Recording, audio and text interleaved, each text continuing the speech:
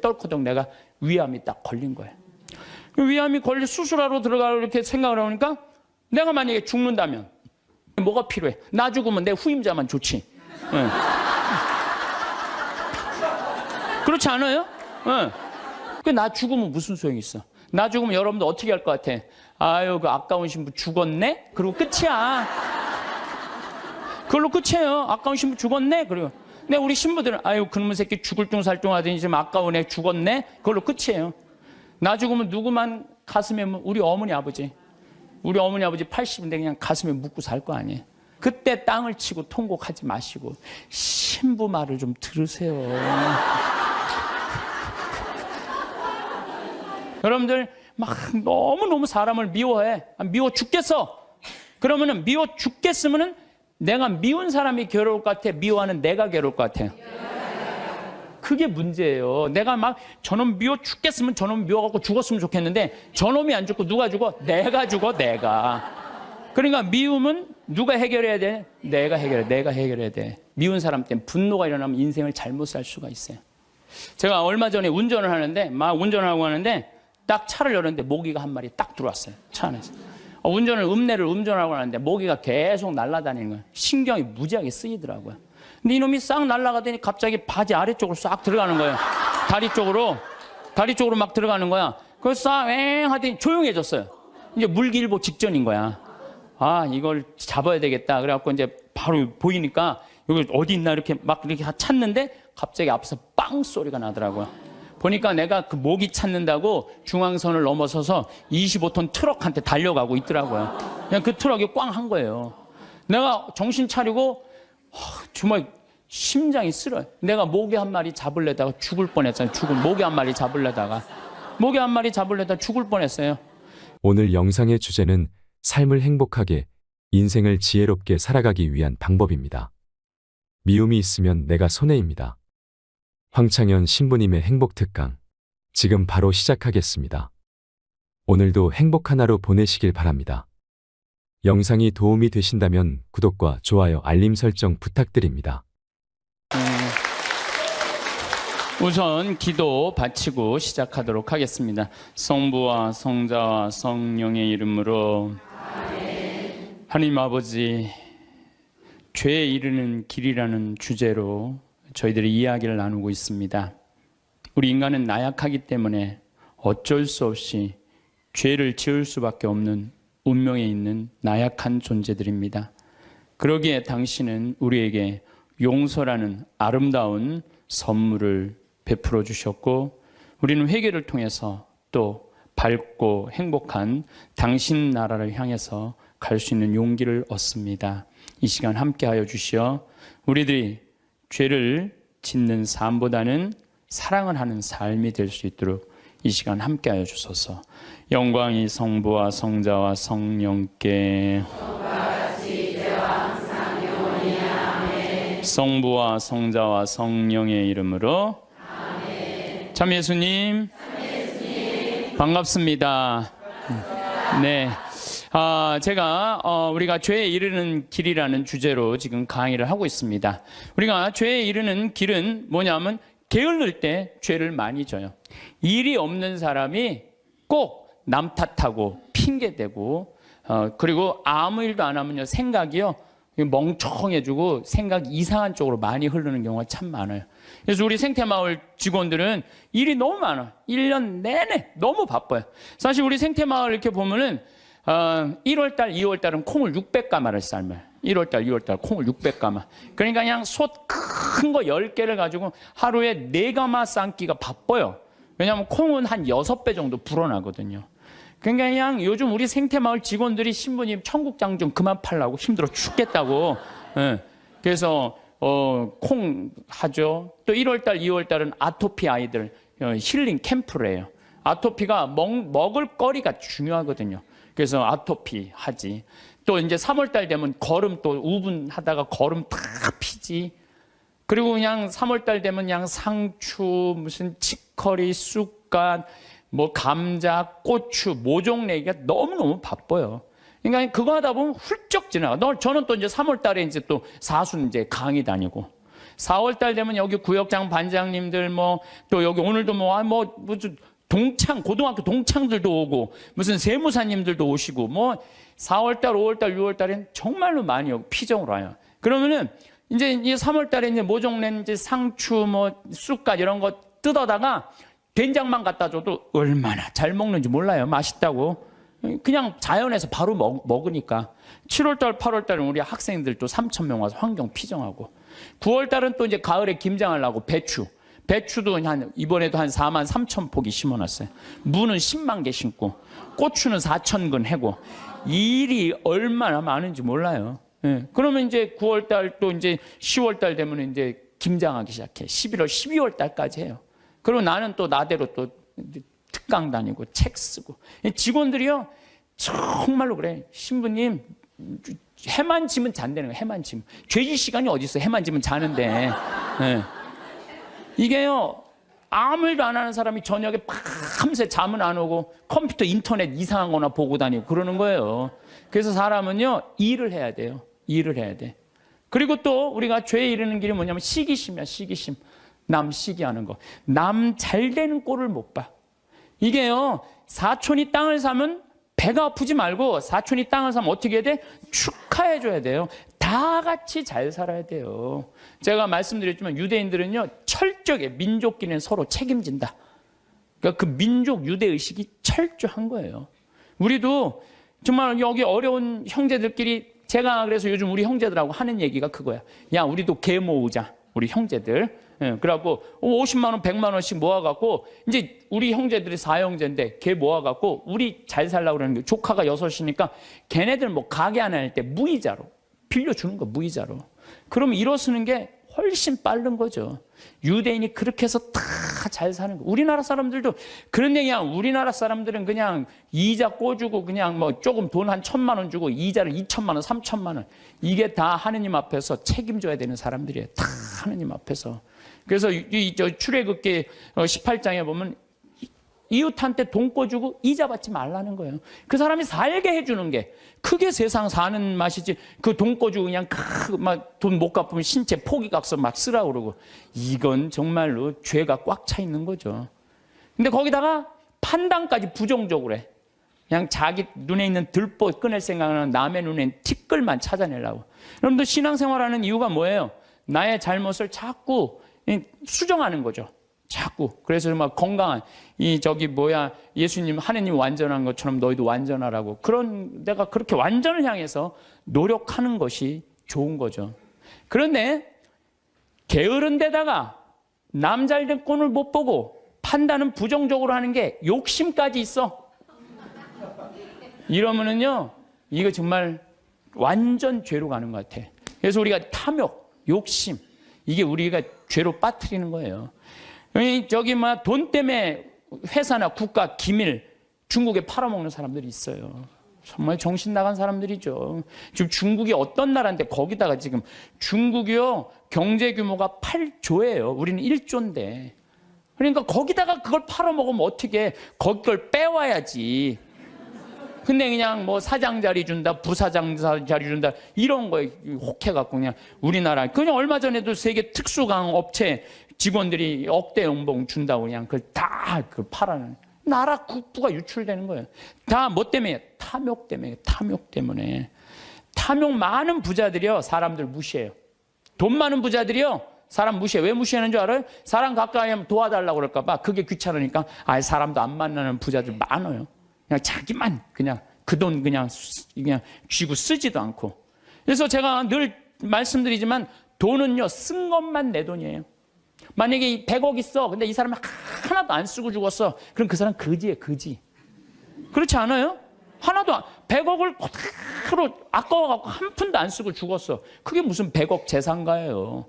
근데 내가 한 5억, 10억 있어. 근데 그거 어려운 사람도 도와주고 맛있는 것도 먹고 나라 경제 돌아가라고 소비도 좀 하고, 이거는요, 그 사람은 정말 알찬 부자예요. 근데 한 푼도 안 누고 그냥 싸두는 재미로만 갖고 있는다.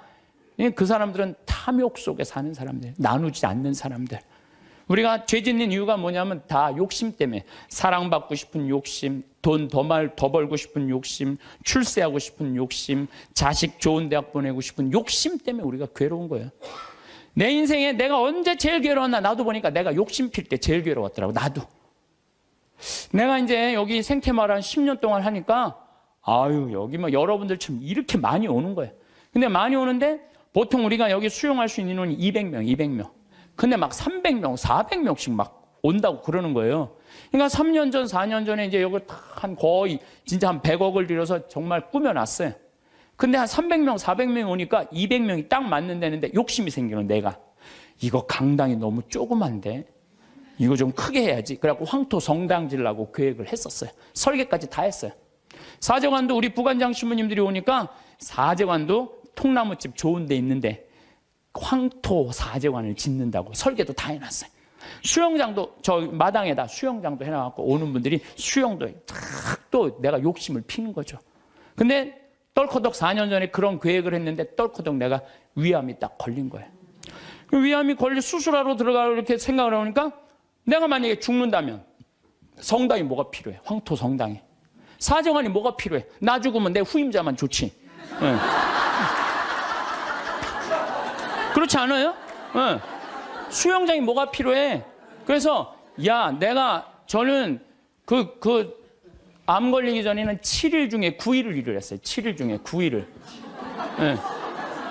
무슨 얘기냐면은 아침에도 강의하고 밤에도 강의하고 어떤 날은 서울에서 오전에 강의하고 밤에 부산에서 강의하고 막 이랬어요.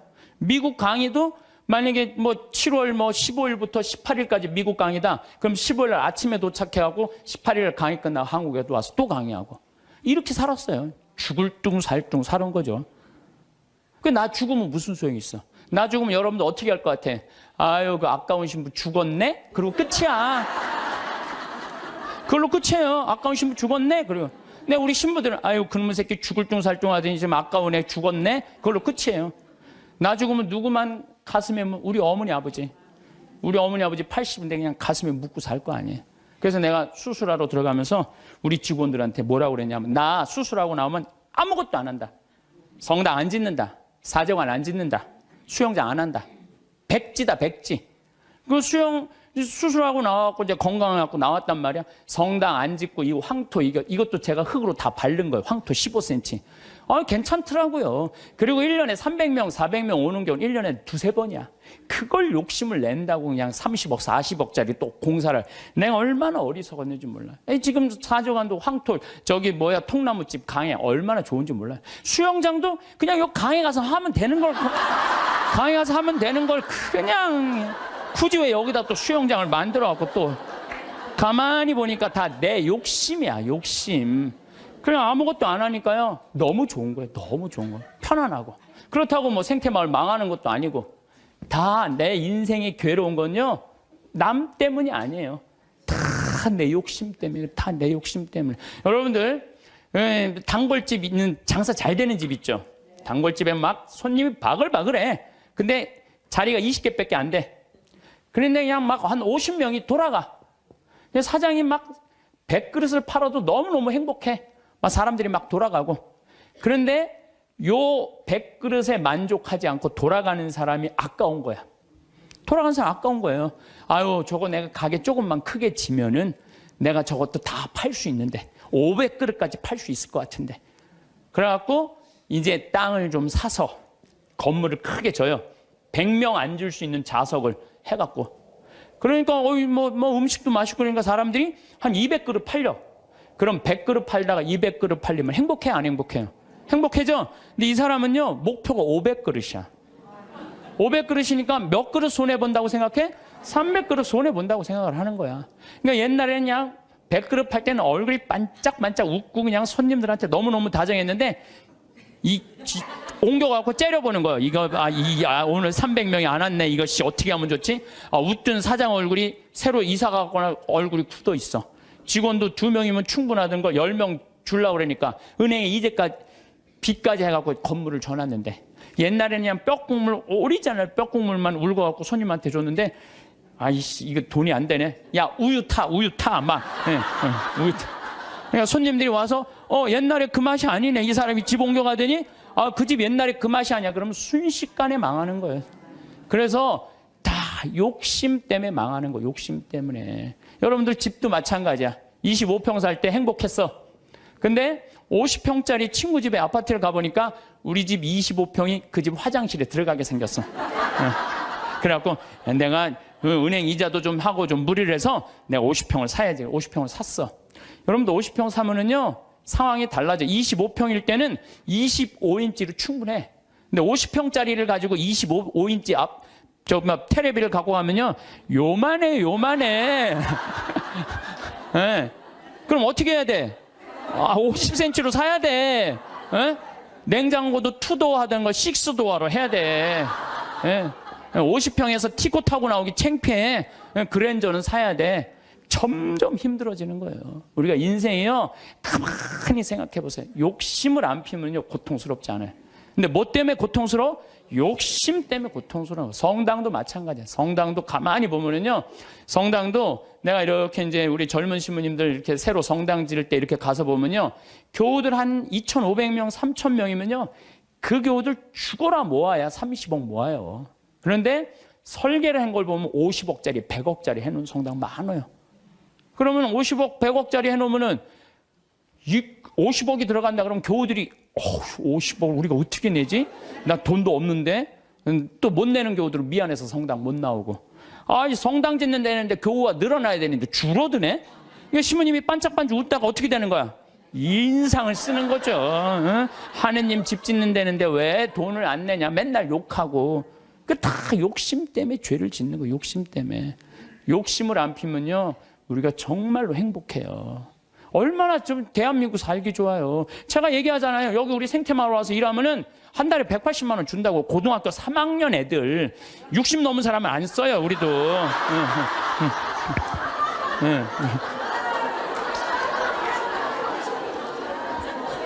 아니 그랬더니 많은 분들 신부님 노인들한테 강의하면서 살으라면서 왜 60? 우리는요, 우리 직원 23명이 다 60이 다 넘어서. 그래서 우리도 세대 교체가 필요해.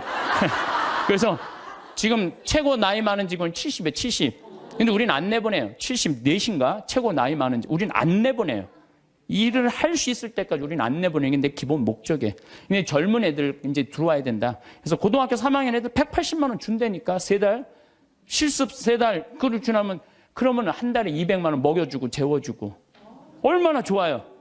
그런데 여기를 안 오는 거예요. 여기를. 왜? 내 자식만은 연봉 3천, 4천만 원 되는데 보내고 싶다는 거예요. 여러분들, 미국 사람들이요, 얼마 버는 사람이 제일 행복한 줄 알아요? 4만 달러 버는 사람들이 제일 행복하대요. 이 연봉. 그래서 4만 달러면 얼마냐면 우리나라 4천만 원, 4천만 원. 4천만 원이면요, 우리나라에서 300만 원 정도 버는 사람이요, 미국에서 제일 행복하대요. 근데 우리나라 사람은 어떤 줄 알아요? 500만 원을 한 달에 벌어도 자기네들은 저소득자라고 생각을 하는 거예요. 500만 원을 벌어도. 대한민국 사람들이 지금 얼마나 욕심이 많은지 몰라요. 욕심. 진짜 욕심. 한 달에 300만 원만 벌으면 먹고 살만해요. 막말로. 그렇지 않아요? 한 달에 300만 원 먹고 살만하지 않아요? 뭐가 문제? 애 학원만 안 보내면은 충분하지.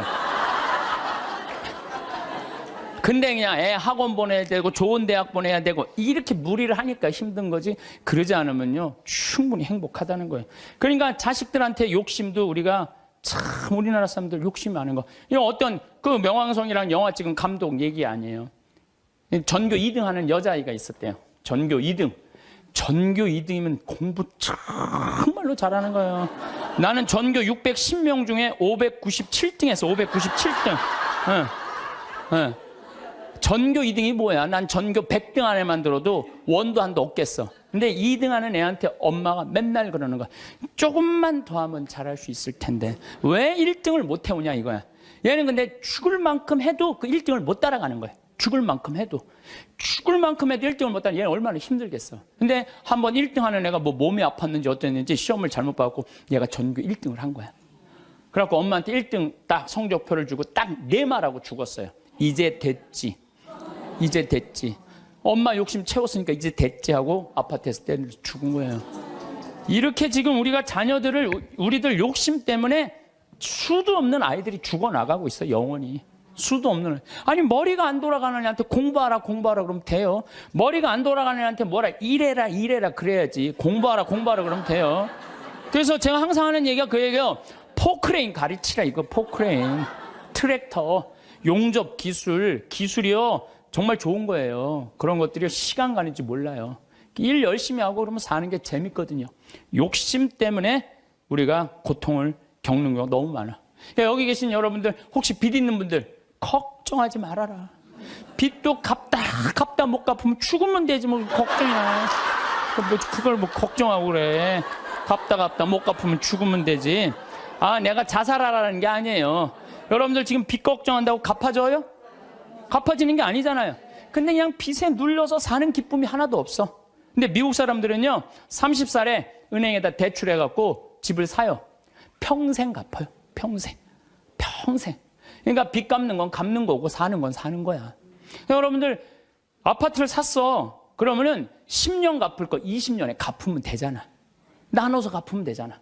그참 아무것도 안 쓰고 죽을 둥살둥 10년 갚았어. 그래갖고 이제 좀 숨통 좀 쉬려고 그러는데 30평짜리 아파트에서 이제 했는데 갑자기 50평짜리 아파트를 또 사고 싶은 거야. 그럼 또 대출 받아갖고 50평 죽을 통 평생 그냥 돈 한 푼도 못 쓰고 집만 늙히다가 죽는 사람들 많아요. 그런 사람들 많아요. 뭐하러 살아? 조금 빚을 천천히 갚고 때가 되면 갚아지는 거니까. 그 뭐 여행도 다니고 먹고 싶은 것도 먹고 그러고 살아야지 사는 게 즐거운 거 아니에요. 그러니까 너무 안달하면서 살지 말라는 거예요. 너무 욕심 피다가 한 푼도 못 쓰고 죽는 사람들 많아요. 여러분들 요즘 동양증권 뭐 또 사고 났죠. 내가 부산저축은행 때도 강의 때 얘기했어요. 나라 경제가 3%면은 우리나라 경제 성장률이 3%예요. 그러면은 이자 3% 이상 주는 은행은 없어요. 나라 경제 성장률이 7%면은 이자 7% 줄 수 있어요. 근데 우리나라는 지금 10년 이상 지금 3%에서 왔다 갔다 해요. 그러면 어떤 은행에다가 넣어도 3% 이상 주는 은행은 없어요. 만약에 이 은행이 10% 준다? 그럼 이 은행은 문제가 있는 은행이에요. 근데 동양증권이 10% 준다고 그런 거예요. 10%. 그러니까 내가 평생 3억을 모아뒀어. 3억을 모아뒀는데 3% 주면은 얼마야? 한 달에 많이 받아 100만 원 받는 거예요. 근데 10%면은 3억이면 얼마냐면은 그래도 한 달에 거의 한 300만 원 받는 거야. 그러니까 이 100만 원하고 300만 원하고 어떨 것 같아요? 여러분들 어느 걸 선택할 것 같아요? 300만 원 선택할 거 아니야. 그래서 동양증권에 맡기는 그래 2조 원이 다 날아가는 거 아니에요. 2조 원이. 욕심 때문에 인생이 괴로운 거예요. 그럼 이분은 3억 모으느냐고 평생 먹고 싶은 거 쓰고 싶은 거 안 하고 3억을 60에 딱 모았어. 이번에 25% 65세 이상 25%가 여기 동양증권에 돈 날린 분이 25%가 65세 이상이래요. 예. 그러니까 이분들 이제 3억을 모아갖고 어떻게 동양증권에 맡기면 한 달에 300만 원 나오니까 생활비 된다고 하고 맡긴 거야. 그러면 평생 한 푼도 못 쓰고 3억 날라가니까 남은 인생도 한 푼도 못 쓰고 죽는 거예요.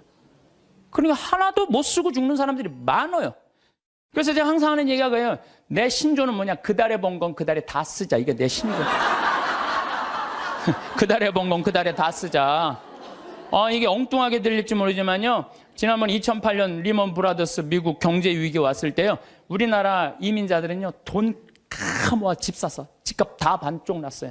근데 멕시코 애들은요. 주급을 받아요. 미국 애들은. 금요일 날 받으면 토요일 날 일요일 날 다 모여서 먹고 쓰는 거야. 그리고 또 월요일부터 죽으라고 일하고 금요일 날 또 다 뭐. 그래갖고 내가 그때 강의 갔을 때 그분들이 저 사람들이 인생 제대로 사는 거라고. 우린 평생 살면서 고생만 했지 마음 놓고 먹어본 적이 없는데 쟤네들은 토요일 날 일요일만 되면 모여가고 먹고 그냥 쟤네들은 날아갈 것도 없으니까 얼마나 속 편냐 이거예요. 날아갈 것도 없으니까. 속쓰리는 그냥 한국 사람들만 그냥 집 뒤집다 사돈 한국 사람들 속쓰리는 거예요. 그러니까 여러분들 써라. 쓰고 열심히 벌면 된다. 쓰고 물론 저축도 하긴 해야 되지만은 돈 아까워서 한 푼도 못 쓰는 사람들 이런 사람들 참 많아요. 그래서 우리가 좀 지혜로워야 돼. 욕심이 얼마 전에 뭐 무슨 여행사에서 200만 원을 주면 뭐 2억을 준다고 그랬는데 돈이 얼마나 많이 모이는지 모른다고 지금 경찰에서 지금 조사 들어갔잖아요. 여러분들 그게 지금 가능한 얘기예요? 200만 원을 줬는데 2억을 벌리게 해준다는 게 가능해요? 근데 그 수많은 사람들이 그 돈을 넣는 게 뭐야? 다 이놈의 욕심 때문에 죄를 짓는 거야. 욕심 때문에. 그러니까 여러분들은 누가 뭐 5% 줄 테니까 돈 맡겨. 믿지 마세요. 3%만 맡기세요. 3%만. 그래갖고 괜히 소중하게 모은 돈 하루아침에 날리지 마시고 차라리 그 날리는 대신 쓰는 게 더 나아. 먹고 돌아다니면 억울하지는 않잖아. 한 푼도 안 쓰고 그냥 그대로 날아가면요. 그때 땅을 치고 통곡하지 마시고 신부 말을 좀 들으세요.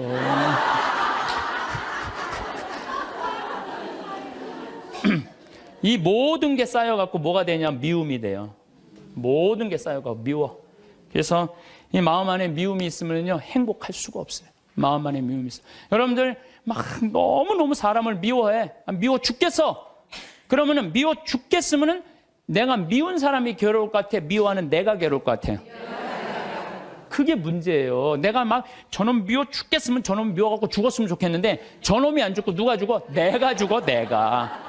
그러니까 미움은 누가 해결해야 돼? 내가 해결해야 돼. 근데 여러분들 생각을 해봐요. 왜 미움이 생겨요?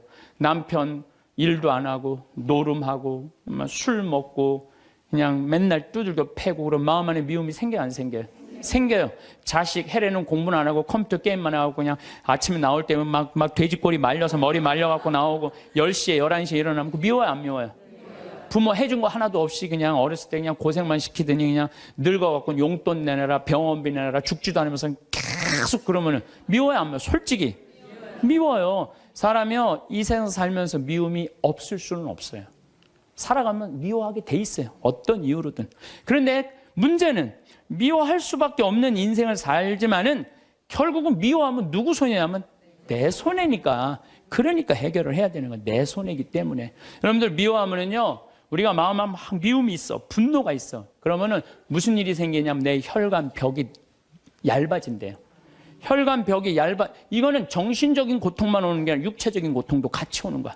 혈관 벽이 얇아지고 그 다음에 당뇨병, 심장병, 뭐 뇌출혈 이런 게 생긴다는 거야. 미움이 꽉 차 있고 분노가 꽉 차 있는 사람이. 그리고 미움이 많으면 NK세포라고 암을 죽이는 세포가 없어진대요. 그래갖고 참고 사는 사람들, 막 미움 속에서 고통스럽게 사는 사람들이 암이 많이 걸리는 거예요. 신부님은 왜 걸렸어? 난 술 먹어서 걸린 거야. 술 먹어서.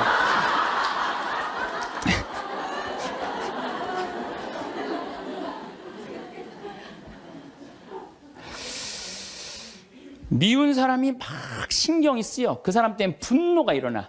미운 사람 때문에 분노가 일어나면 인생을 잘못 살 수가 있어요. 제가 얼마 전에 운전을 하는데 막 운전을 하고 하는데 딱 차를 열었는데 모기가 한 마리 딱 들어왔어요. 차 안에서. 음내를 운전하고 하는데 모기가 계속 날아다니는 거예요. 신경이 무지하게 쓰이더라고요. 근데 이놈이 싹 날아가더니 갑자기 바지 아래쪽으로 싹 들어가는 거예요.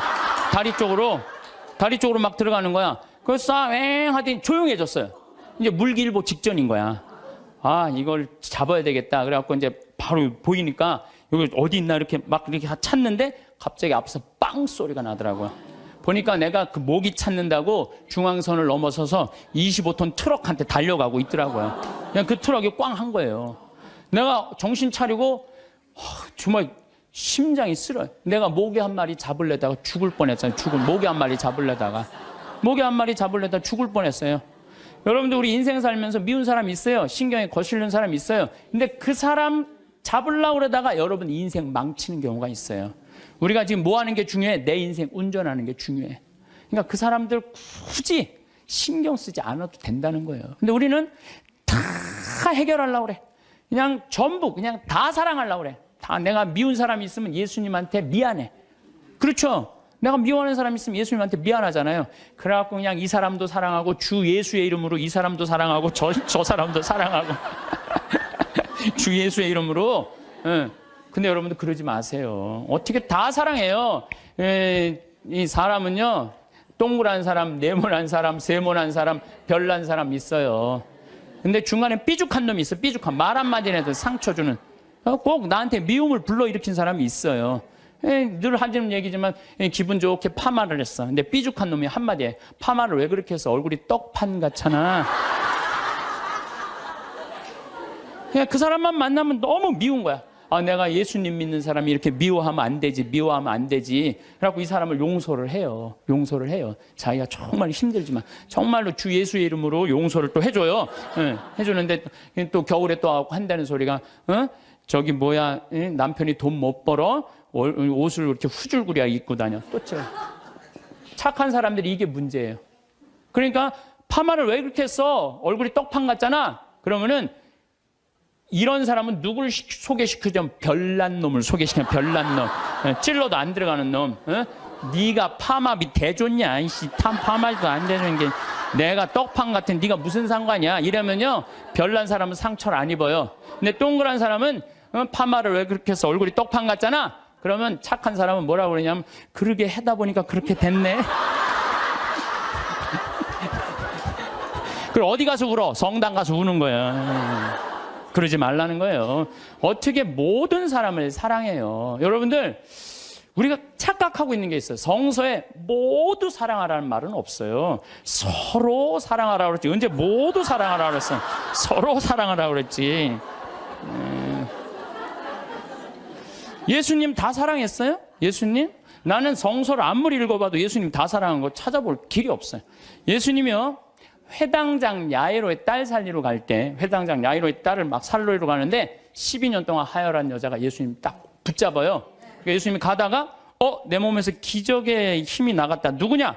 제자들이 막 찾아요. 누군가. 그때 여자가 저라고 제가 12년 동안 이 하혈하는 거 고치려고 재산을 다 탕진해갖고 마지막으로 선생님 만졌다고. 그러니까 딸아 내 믿음이 너를 살렸다. 이랬을 때 진짜 어깨 우쭐했던 건 제자들이에요. 이야 우리 스승님은 옷만 만져도 저렇게 다 낫는구나. 참 기가 막히다. 다음엔 누구야? 뭐 회당장 딸이 죽었다고 가자. 쫙 갔어요. 근데 딱 갔는데 예수님이 집에서 돌변해요. 회당장 집에 들어가고 엄마 아빠 들어오라고 그러고 12명 중에 딱 3명만 불러. 베드로 야고보 요한 셋만 들어와. 딱 셋만 데리고 들어가요. 아니 갔으면 다 같이 데리고 들어가야 될 거 아니야. 다 같이. 근데 왜 셋만 데리고 들어가? 9명 기분 나쁘게. 그렇지 않아요? 여러분들 본당 신부님하고 오늘 뭐 환자 방문을 갔어. 근데 한 10명이 갔어. 근데 본당 신부님이 다 같이 갔는데 갑자기 마리아 테레사 루시아 이러면 나머지 서 있어. 기분 나빠요, 좋아요? 예수님은 모두 사랑하라고 다 데리고 들어갔대. 다 왜 셋만 데리고 들어가? 예수님이 또 저기 다볼산에서 거룩한 변모하잖아요. 다볼산. 이게 다볼산이 내가 가봤는데 580m야. 나자렛에서도 보이고 나인, 과부의 아들 살린 나인에서도 보이고 가나의 혼인잔치, 포도주막 거기서도 보이고 심지어 갈릴레아에서도 보여요. 다 보인다. 그래서 이름이 다볼산이야. 다볼산. 어떻게 2000년 전에 이름도 어쩜 그렇게 잘 졌는지 몰라. 이스라엘에서 다볼산. 다볼산에서 거룩한 변모하러 올라가셨는데 하늘나라의 모습을 보여주시려고 올라가신 거 아니에요? 그럼 다 보여줘야 될 거 아니야. 근데 누구만 데리고 올라냐면 베드로, 야고보, 요한만 데리고 셋만 데리고 올라가요.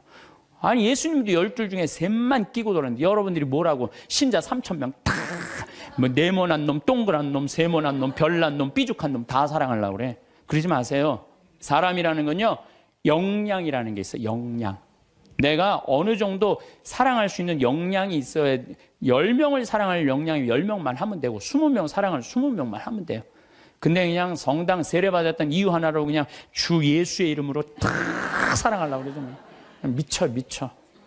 예수님이 겟세마니 동산에서 내 마음이 괴로워 죽을 지경이니 나와 함께 깨어 기도해라. 그러더니 갑자기 가까이 베드로, 야고보, 셋만 요한만 셋만 오라고 그래. 참 마지막까지도 예수님이 그들을 가까이 하셨어요. 9명. 그러니까 그중에 배신하는 놈이 나오는 거예요. 이게 쉽지가 않아요. 사도 바오로도 저하고 같은 생각을 하셨던 것 같아요. 데살로니가 2서 3장 13절을 보면 이런 말이 나와요. 형제 여러분, 여러분은 낙심하지 말고 계속 좋은 일을 하십시오. 좋은 일은 해내는 거예요. 낙심하지 말고. 우리가 이 편지에 적어 보내는 말에 누가 순종하지 않거든 그를 주목하여 그와 상종하지 마십시오. 상종하지 말래잖아요. 다 사랑하라는 게 아니에요. 상종하지 마십시오. 그렇게 하여 그가 부끄러운 일을 당하게 하십시오. 굉장히 감정적으로 썼어요.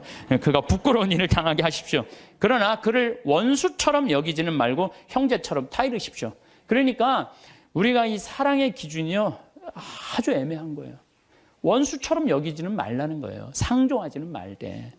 그러니까 내가 마음에 드는 사람만 사랑하는 거는 좀 나같이 단계가, 영적인 단계가 낮은 사람이 하는 거고, 조금 더 높은 단계는 인간은 나약한 존재라는 걸 인정하는 거예요. 인간 사실 나약한 존재예요.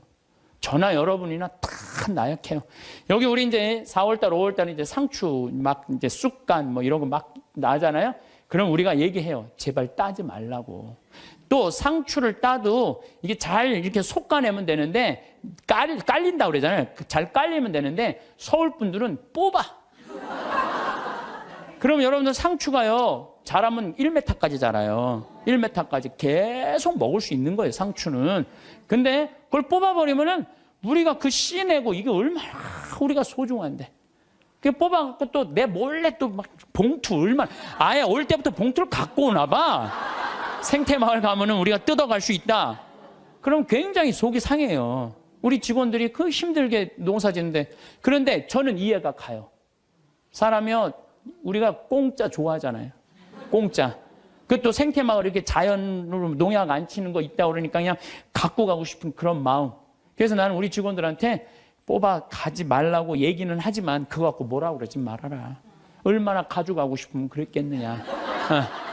인간을 이해하는 거죠. 이해를 하는 거예요. 그래서 여러분들 이게 있어요. 사람은 나약한 존재다, 부족한 존재다라는 걸 이해하기 시작하면요, 사람이 이해 안 될 사람이 없어요.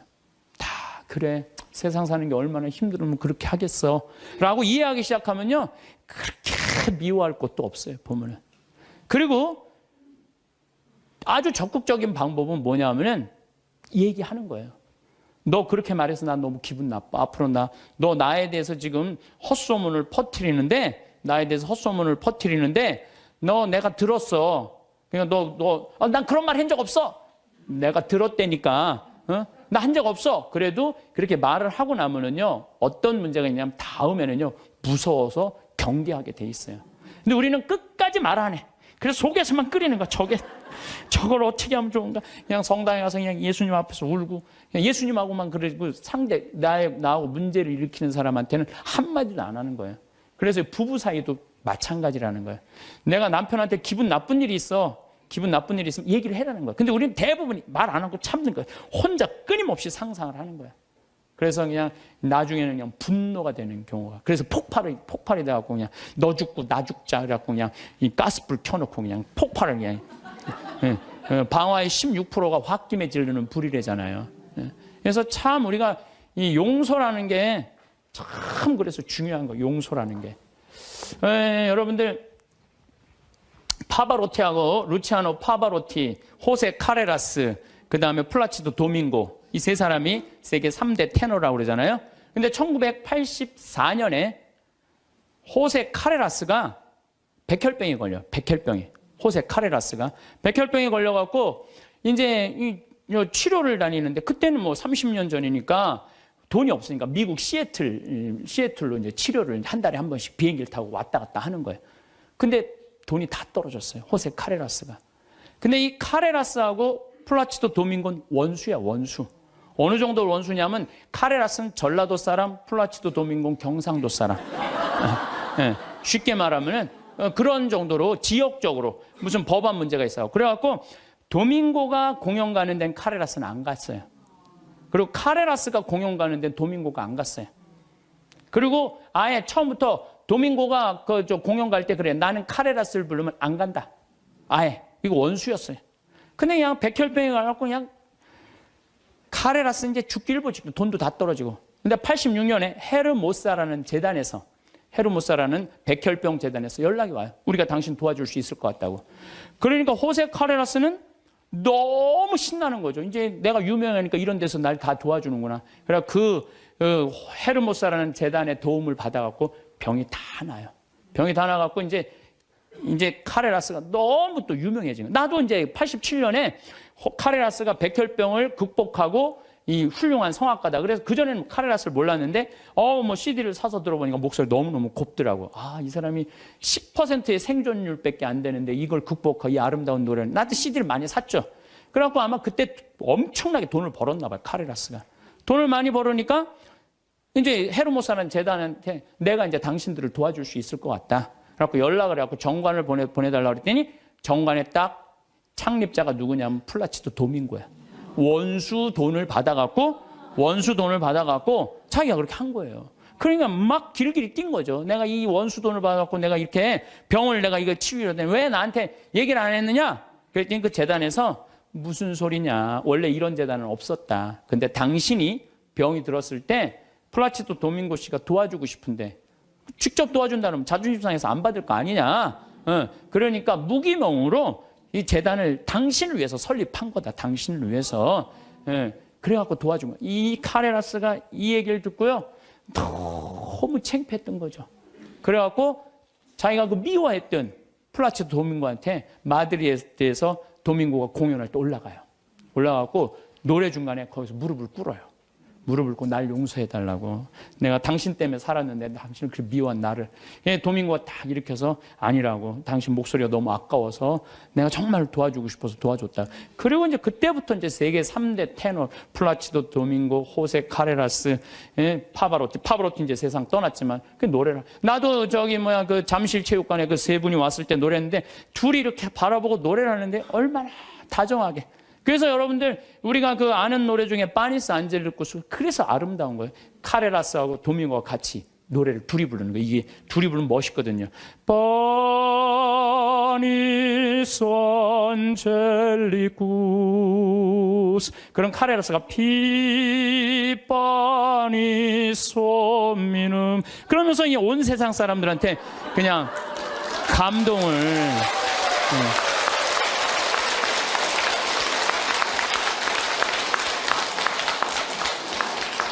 그래서 여러분들 우리가요 용서할 때 행복한 거예요. 용서할 때 내 마음이 자유로운 거예요. 신부님 근데 그 사람이 내 남편이면 어떻게 해요? 그건 나도 몰라. 그 남편이면 나도 몰라 어떻게 되는지.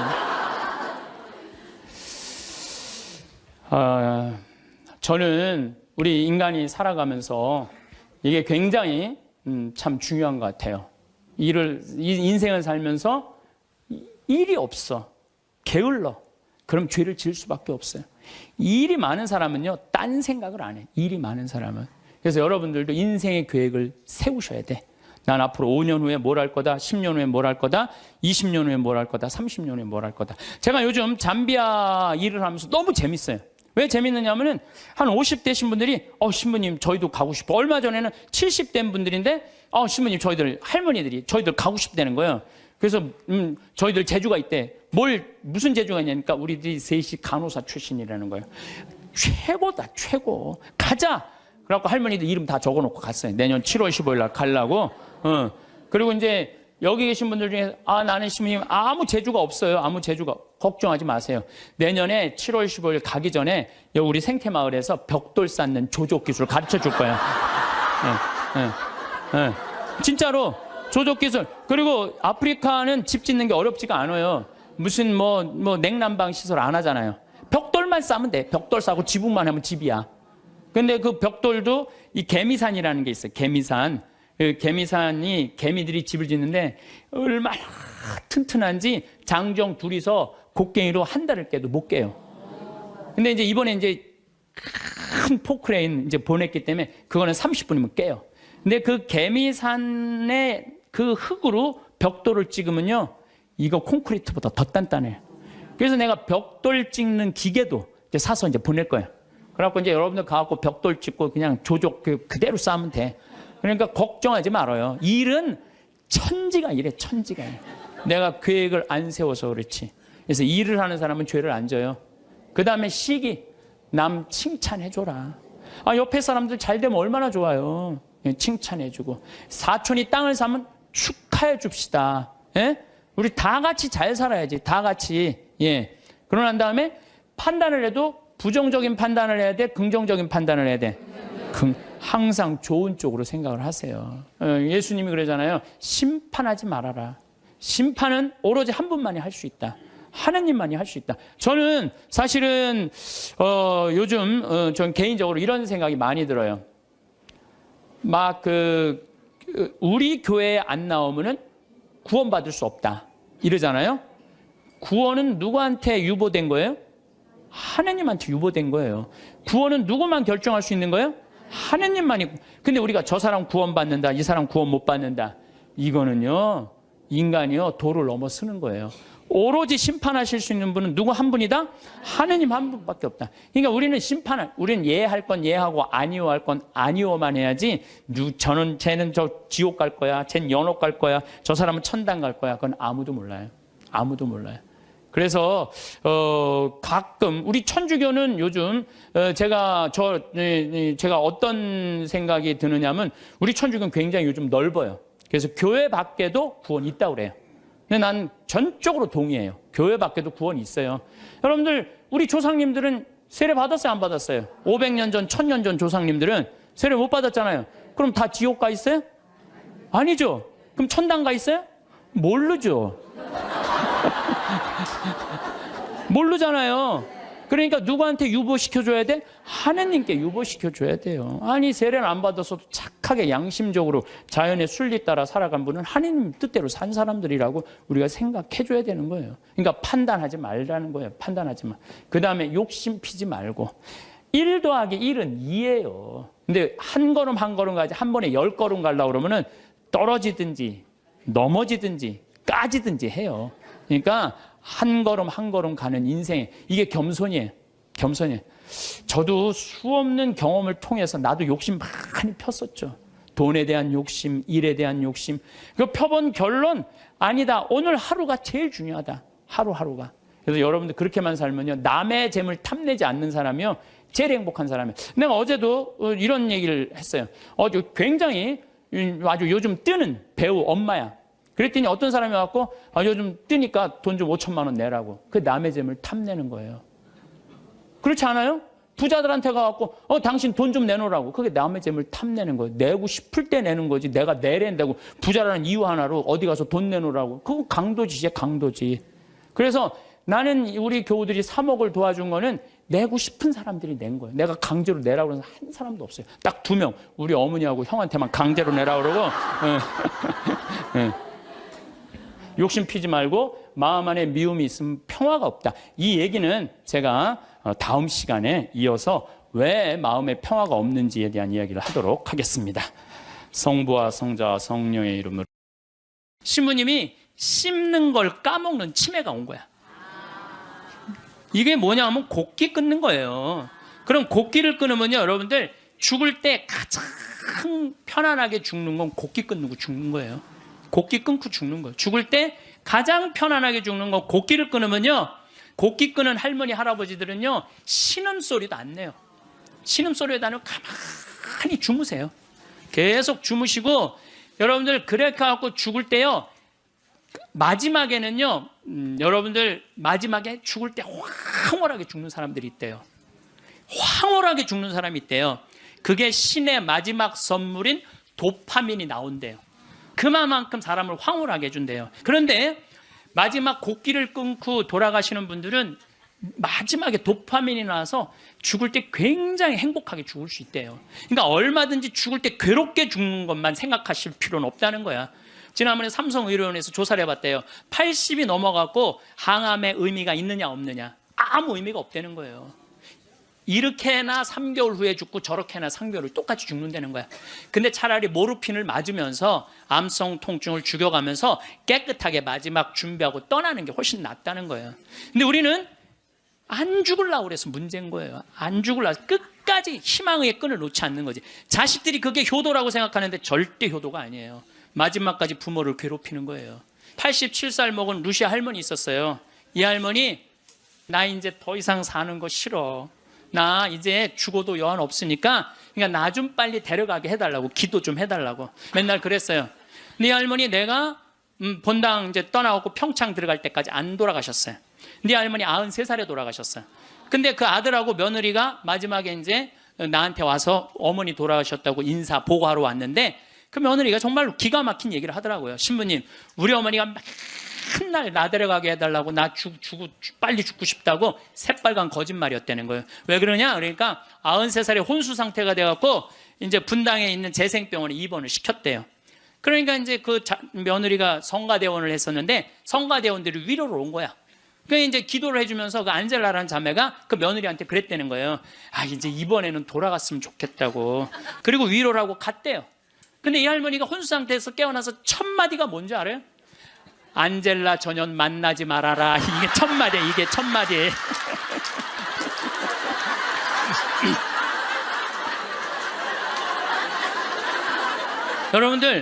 여러분, 오늘 영상의 주제는 세상에서 최고로 잘 죽는 방법입니다.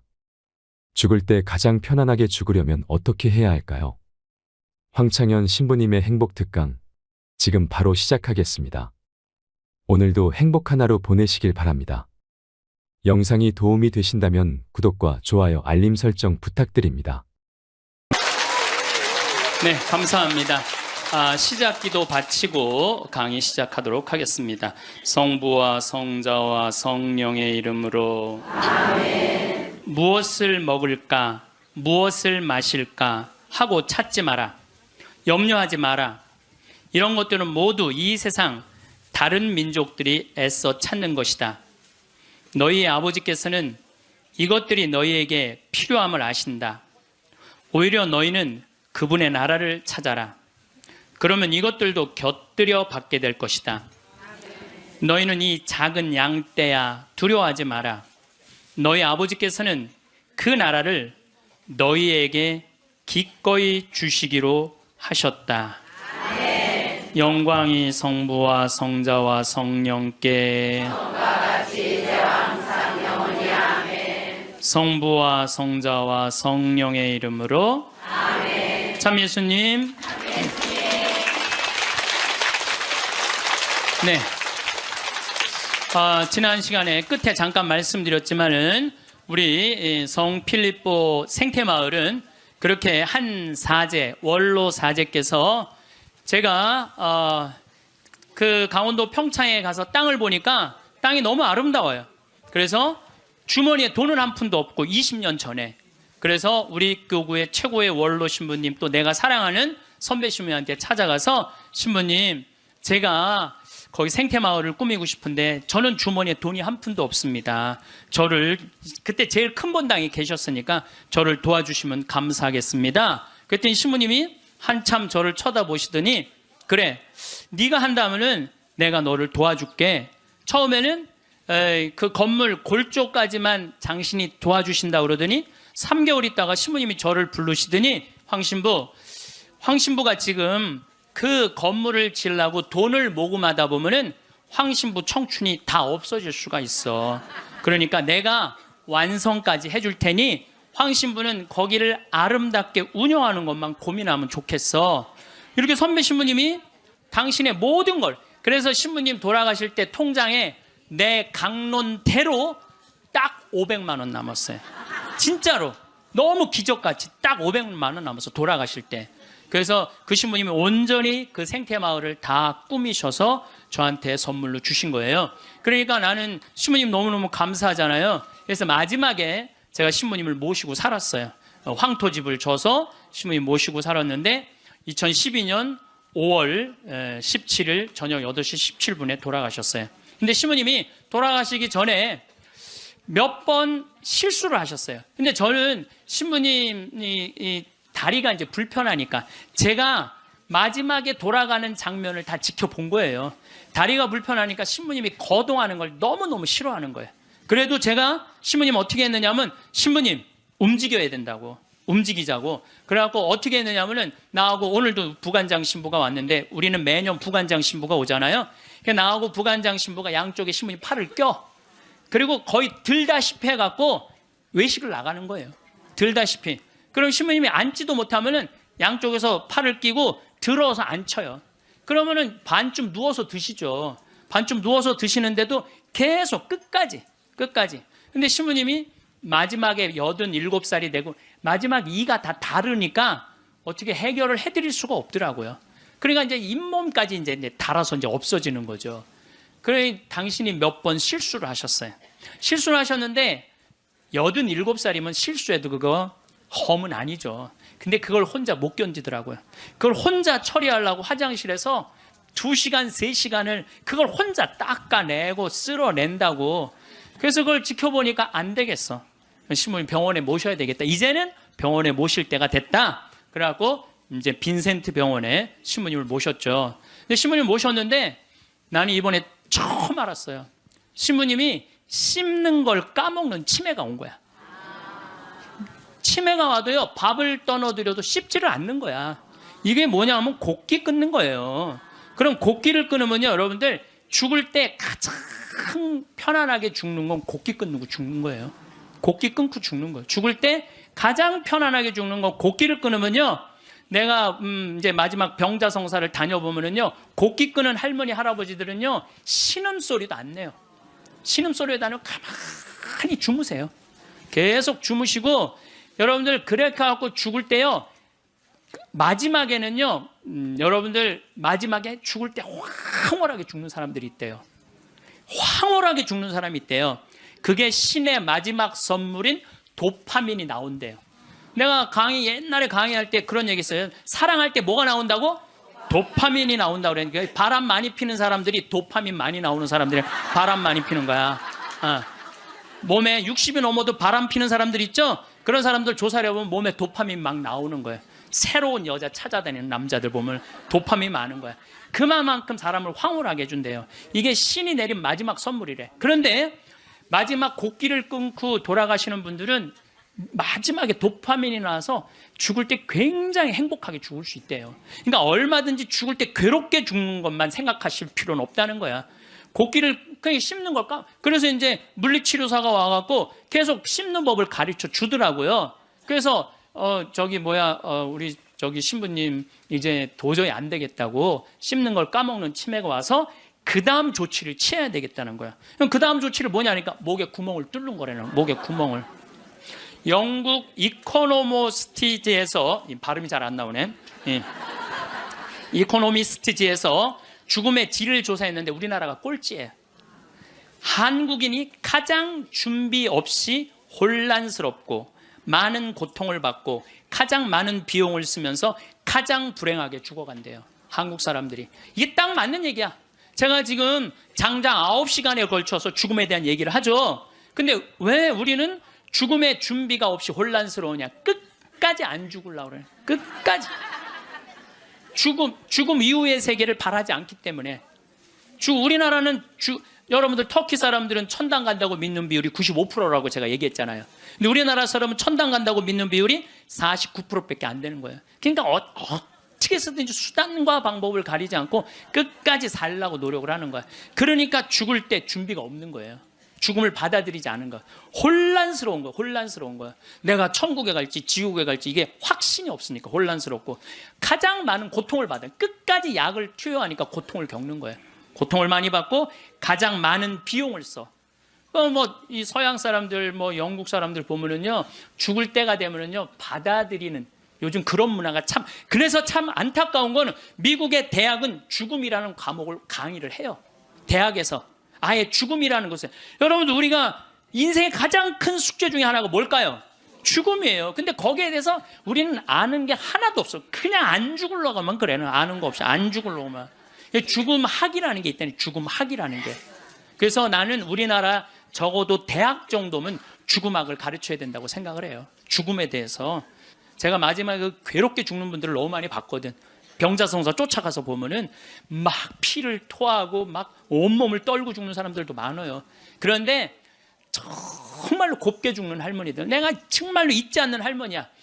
보자, 비산동 보자니까 22년 전 보자 때인데 새벽에 막 사정환을 두들기는 거예요. 나가보니까 그냥 덩치가 이만한 고등학교 2학년 3학년 여학생인데, 신부님 우리 어머니 돌아가셔요. 그런데 99살이래.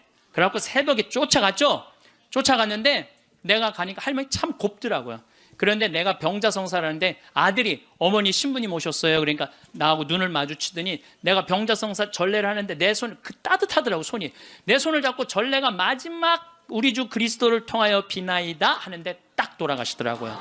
아주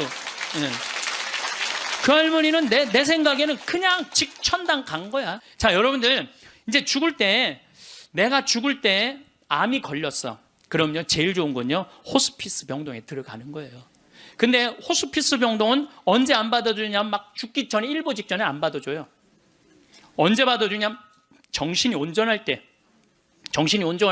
거동이 가능할 때. 그 호스피스 병동에 들어가면은요, 모르핀이 한 대 200원이에요. 마약이 한 대 200원이에요.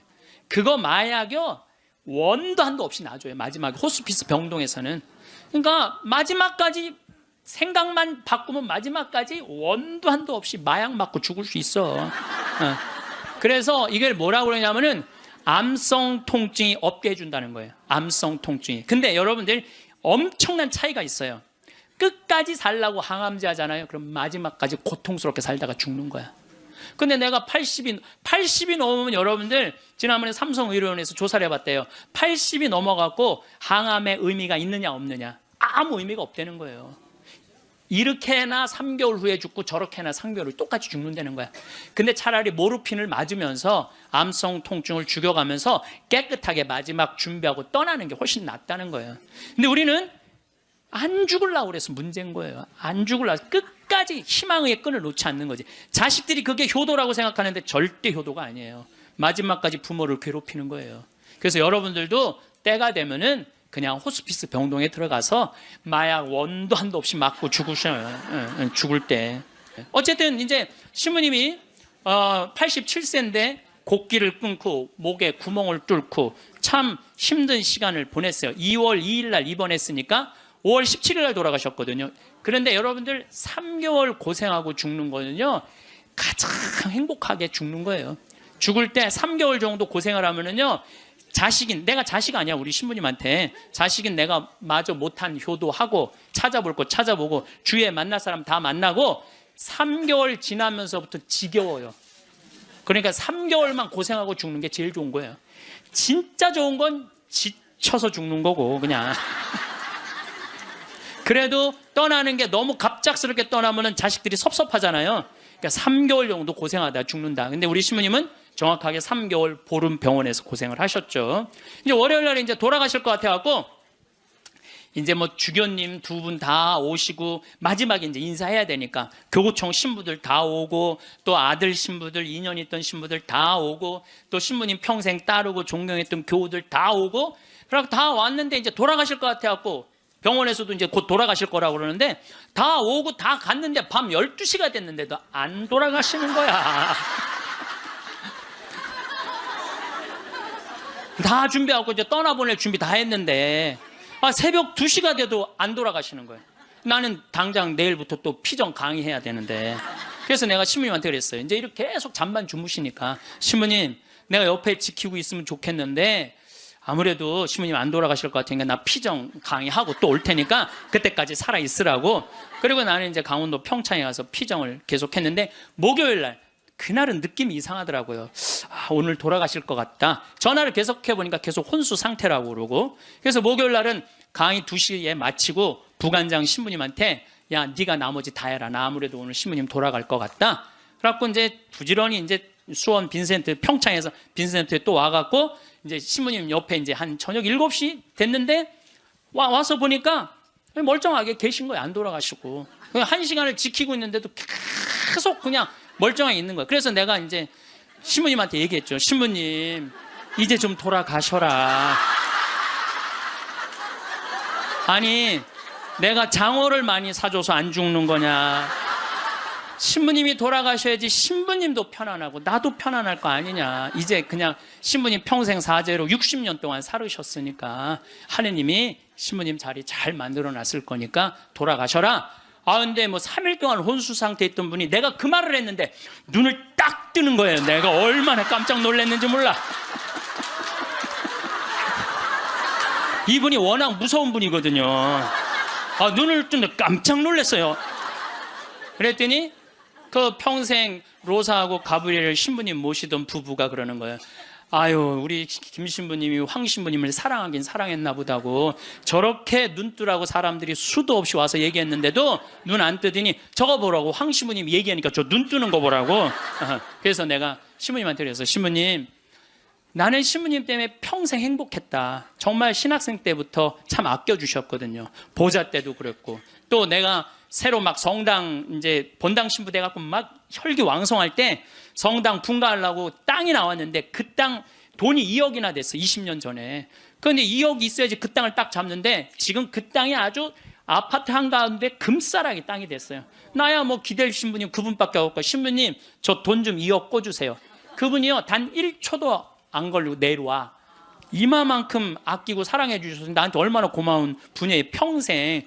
그래서 내가 신부님한테 신부님 내 평생 내 바람막이고 내 의지가 됐는데 너무너무 고맙다고. 그리고 신부님 오늘 내가 다 오라고 그랬거든. 신부님 친한 그 사랑했던 분들 교우들 다 저 눈 좀 마주치라고 다. 그랬더니 내가 시키는 대로 눈을 다 마주치더라고요.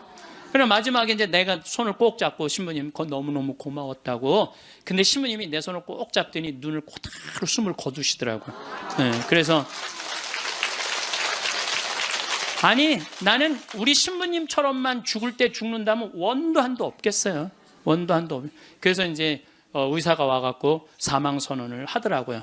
그래서 이제 신부님 떠나 보냈어요. 근데 신부님이 그게 문제가 아니야. 신부님하고 평상시에 뭐가 제일 신부님하고 싸웠느냐면 이놈의 영정사진 때문에 제일 싸웠어요. 영정. 나는 신부님이 50살 때 빵똥 모자를 쓰고 곰방대를 탁 물고 흑백 사진인데 너무 멋있더라고요. 신부님 나 이걸로 영정사진 할 거다. 그랬더니 신부님 싫다는 거예요. 왜 싫으냐 그랬더니 신부님이 하시는 말씀이 무슨 신부가 담배 피는 걸 영정사진으로 하느냐고. 담배 피는 걸 자기 로망 칼라 찬 걸로 하고 싶다는 거. 로망 칼라 찬 걸로. 그래서 60대로 할 거냐 70대로 할 거냐 80대로 할 거냐 그거 갖고 맨날 싸웠어요. 이걸로 할 거냐 저걸로 할 거냐. 그래서 우리 로사하고 가브리엘 형제자매하고 우리 저기 센시하고 신부님 고를 자격이 없다고. 우리가 그냥 신부님 돌아가시면 우리가 얹어놓으면 그걸로 끝이라고. 예? 아무리 신부님이 살아생전에 대단했더라도 죽으면 뭐 마음에 안 든다고 관뚜껑 열고 나와서 바꿀 거냐. 우리가 할 거다. 근데 결국은 신부님 70살 때 찍은 영정사진으로 하고 이제 내 사무실에 지금 이렇게 걸어놔갖고 내가 저 퇴근합니다. 그리고 요즘도 그렇게 했는데 우리가 영정사진도 문제예요. 여기 계신 여러분들 영정사진 제대로 준비하는 사람 없어요. 자식들이 여러분들 어머니 영정사진 찍읍시다 하고 여러분들 얼굴 들이대고 사진 찍을 수 있을 것 같아요? 여기 계신 분들 늙으면 죽어야 돼. 이거 새빨간 거짓말이에요. 새빨간 거짓말이에요. 내가 본당 신부할 때 87살 먹은 루시아 할머니 있었어요. 이 할머니 북에서 넘어와갖고 남편 일찍 사별하고 자식 아들 둘 키웠는데 10년 동안 누워 있었어요. 그러니까 10년 동안 누워 있으니 얼마나 힘들어. 그러니까 내가 봉송체 갈 때마다 할머니가 신부님 나 이제 더 이상 사는 거 싫어. 나 이제 죽어도 여한 없으니까 신부님 하느님하고 친하지 않느냐고. 그러니까 나 좀 빨리 데려가게 해달라고. 기도 좀 해달라고. 그럼 내가 할머니 손 꼭 붙잡고 할머니 걱정하지 마세요. 내가 성당 가서 어떻게 해볼 테니까 걱정하지 마세요. 맨날 그랬어요. 네 할머니 내가 본당 이제 떠나고 평창 들어갈 때까지 안 돌아가셨어요. 네 할머니 93살에 돌아가셨어요. 근데 그 아들하고 며느리가 마지막에 이제 나한테 와서 어머니 돌아가셨다고 인사 보고하러 왔는데 그 며느리가 정말 기가 막힌 얘기를 하더라고요. 신부님 우리 어머니가 맨날 나 데려가게 해달라고 나 빨리 죽고 싶다고 새빨간 거짓말이었다는 거예요. 왜 그러냐? 그러니까 93살에 혼수 상태가 돼갖고 이제 분당에 있는 재생병원에 입원을 시켰대요. 그러니까 이제 그 며느리가 성가대원을 했었는데 성가대원들이 위로를 온 거야. 그러니까 이제 기도를 해주면서 그 안젤라라는 자매가 그 며느리한테 그랬다는 거예요. 아 이제 이번에는 돌아갔으면 좋겠다고. 이제 할머니 혼수 상태에 있는데 이번엔 돌아가셨으면 좋겠다. 그만 자매님 괴롭히고. 그리고 위로를 하고 갔대요. 근데 이 할머니가 혼수 상태에서 깨어나서 첫 마디가 뭔지 알아요? 안젤라 전현 만나지 말아라. 이게 첫 마디야. 이게 첫 마디.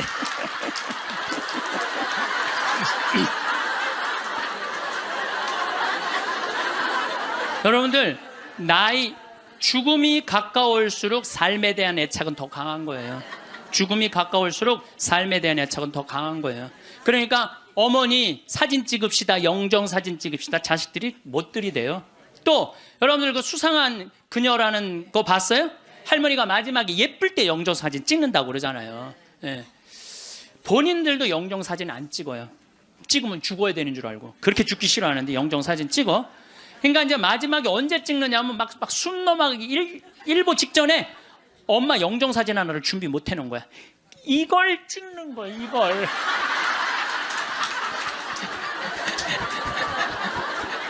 그래갖고 내가 조문을 가보잖아요.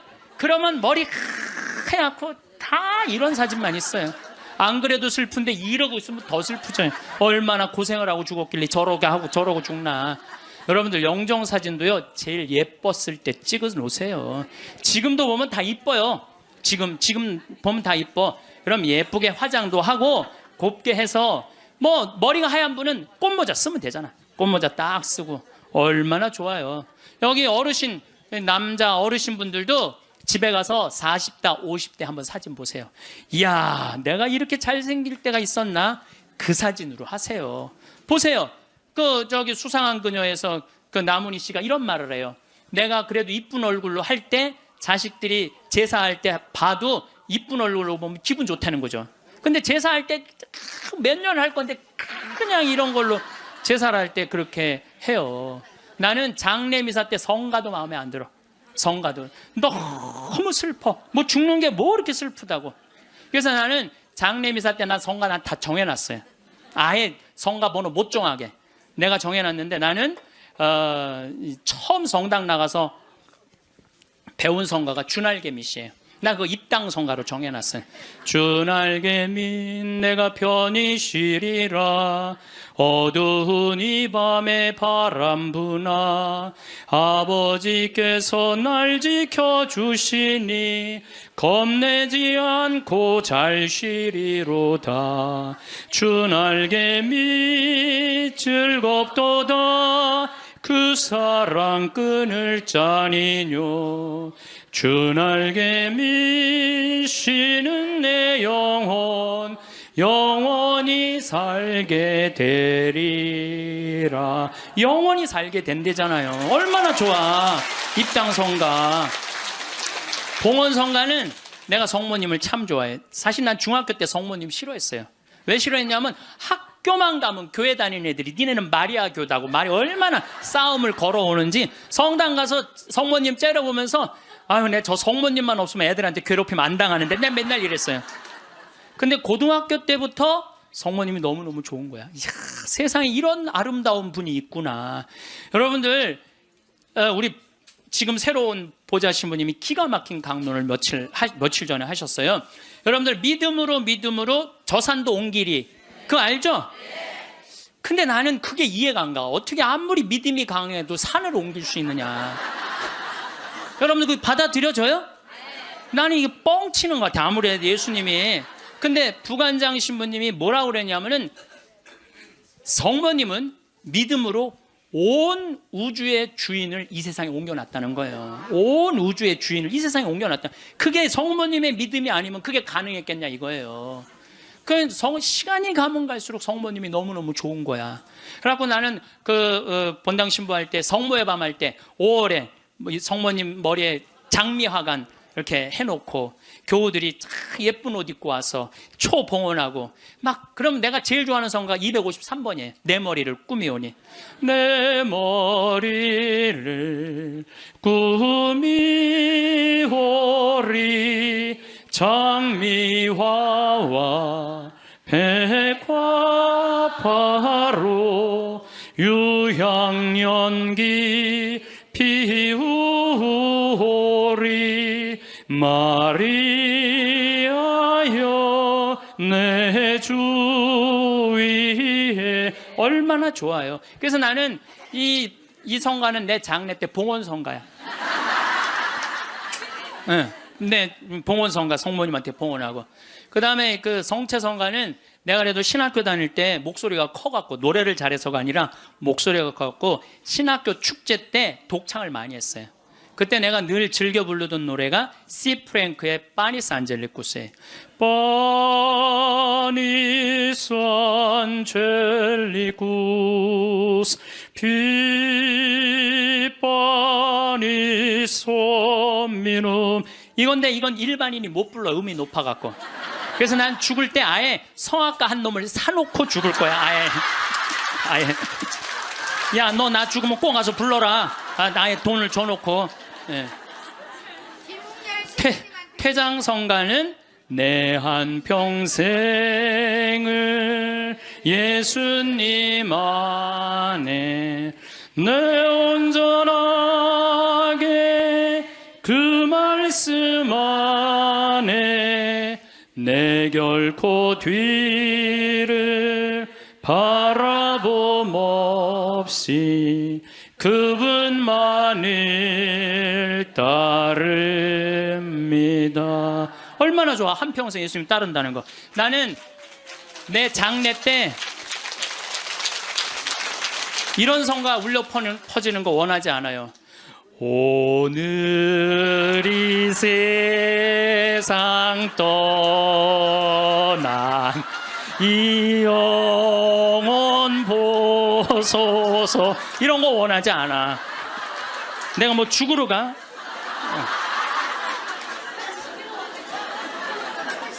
여러분들, 우리가요, 이 죽을 때도 좀 멋있게 죽자 이거예요. 멋있게. 그래서 죽음을 피하지만 말고 죽음을 준비해 놓고 죽잖아요. 그리고 장례 때 장례 예물 하나 준비해 놓지 않고 죽지 말라는 거예요.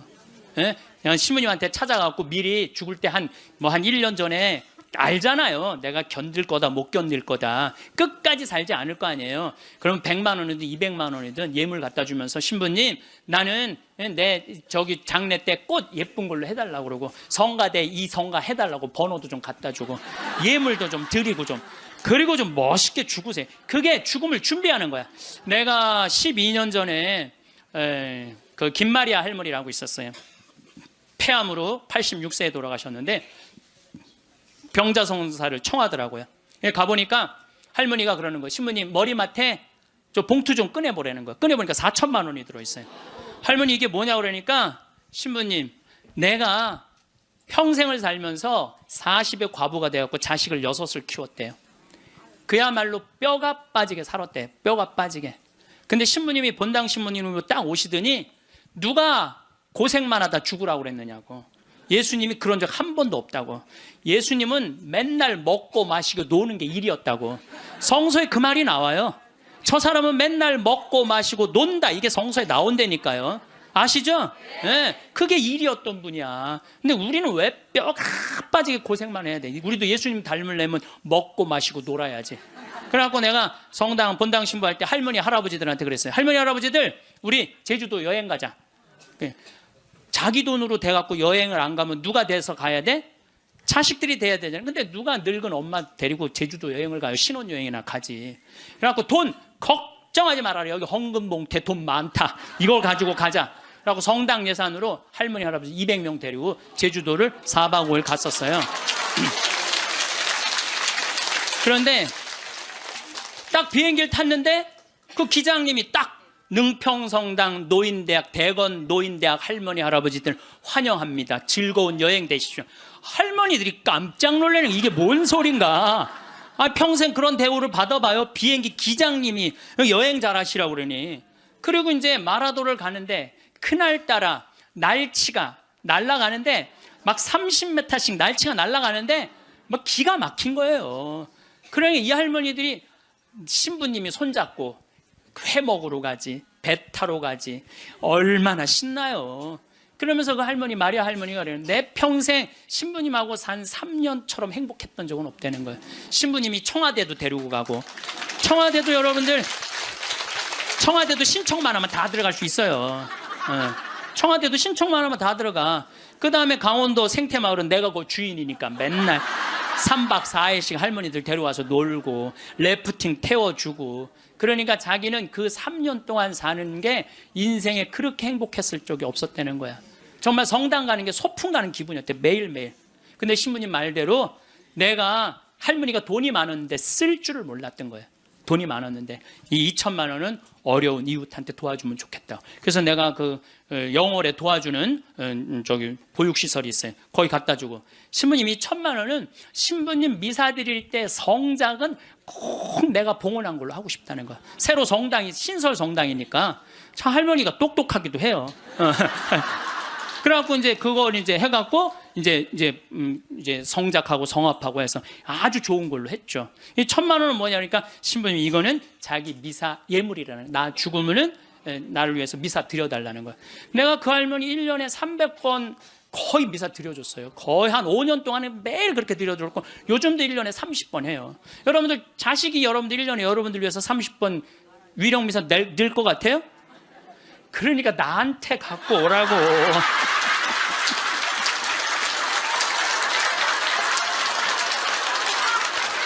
아, 이거는 농담이에요. 이거는 농담이고 본당 시무님한테 갖다 드리세요. 본당 시무님한테. 그래서 뭔가 자기 죽음을 준비할 줄 알아야 돼. 아, 나는 어떻게 살 것이고 어떻게 죽을 것인가. 내 영정 사진은 어떻게 해놓고 이렇게 준비를 하나하나 해두시면서 삶을 이렇게 멋있게, 아까 이혜인 수녀님처럼 이렇게 빨랫줄에 늘어놓고 내 삶이 이렇게 노을에 물들듯이 이렇게 바라볼 수 있는 그런 분들이 저는 됐으면 좋겠어요. 여러분들, 내가 2017년 9월 30일부터 10월 9일까지 추석이 끼어갖고 황금 연휴야.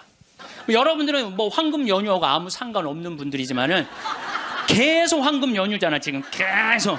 앞으로 50년 동안 황금 연휴. 근데 어쨌든 우리 생태마을에 매년 이제 정월만 되면 나한테 와갖고 세배를 하는 아이들이 있어요. 내가 얘네들을 언제부터 봤냐? 중학교 3학년 때부터 봤던 애들이야. 그래갖고 저기 다시 또 본당 신부로 가갖고 혼배해주고 걔네들 난 애들 유아세례 주고 뭐 다 그랬던 애들인데 아버지 같은가 봐. 근데 사실은 1월 1일에 오면은 나는 1년 동안 에너지를 다 쏟아 넣어갖고 12월 한 25일부터 한 1월 5일까지는 아무도 안 봐요. 내 방에만 있죠. 그냥 혼자 있는 게 너무너무 좋으니까. 그래서 와도 잘 안 놀아줘요. 안 놀아주는데도 20년 동안 변함없이 오는 거야. 마음이 짠하더라고요. 그래서 작년에도 올해도 또 왔고, 작년에 왔길래 얘들아, 내가 너희들하고 못 놀아줘서 미안해. 너무 내가 지치고 힘들 때 니네들이 와서 못 놀아줘서 미안한데 대신 2017년 9월 30일부터 10월 9일까지 지금 다 직장 다니니까 황금 연휴야. 내가 그때 너희들이랑 동유럽 여행을 갈게. 그랬더니 얘네들이 너무 신난다는 거야. 그래갖고 얘네들이 벌써 개모임을 시작을 한 거야. 근데 여러분들, 사람이라는 게요, 계획이 있잖아요. 삶이 지겹지가 않아요. 내가 1년 후에 무슨 일을 하고 3년 후에 무슨 일을 할 거라는 계획이 있잖아요. 삶이 지겹지가 않아요. 벌써 이제 1년을 모았대. 자기네들이 무슨 카톡 방도 만들어 놨대. 그래갖고 맨날 그거 뭐 크로아티아를 갈 거냐, 무슨 폴란드를 갈 거냐, 자기 모여서 얘기하는 것만 해도 즐거운 거예요. 모여서 얘기하는 것만 해도. 그래서 여러분들도 계획을 세우세요. 얘네들이 뭐 한 달에 한 20만 원씩 모은대요. 그러면 충분히 갔다 오거든요. 아니 뭐 무슨 사치를 하라고 그래? 낭비를 하라고 그래? 지금 2년 전부터 모아갖고 한 5년 모아갖고 가는 건데 자기네들이 너무너무 행복하대요. 그래갖고 거기 벌써 뭐 20명이나 모였대. 한 10명 데리고 가려고 그랬더니 우리 직원들도 자기네들도 간다는 거야. 네. 저는 여러분들, 제가 요즘 아프리카 봉사를 참 많이 하잖아요. 난 우리 직원들한테 이번 연말에 직원들 회의를 하는데 직원들한테 너무너무 고마운 게 얘네들 분유를 대주는 그 기관에서 작년 말로 분유를 끊었대요. 수녀님이 걱정을 하더라고. 그래서 내가 우리 직원들한테 넌지시 얘기했어요. 야, 거기 분유 우리 잠비아 우리 생태마을 직원들이 모아서 보내주면 안 될까? 그랬더니 직원들이 막 회의를 하더니 30명 직원들이 하겠다고. 보니까 1년 내내 분유를 대줄 수 있겠더라. 우리 직원들이 이렇게 내는 걸 보니까.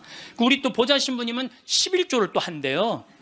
신부된 지 1년밖에 안 된 신부인데 자기는 꼭 11조 하나님한테 봉헌한대요. 전 신부는 안 그래도 되는데 굳이 그럼 보좌 신부가 이제 한 달에 이제 10만 원씩 내놓을 것 같아 보니까. 그러니까 뭐 합치면은 걔네들 뭐 분유 충분하게 먹을 수 있을 것 같아.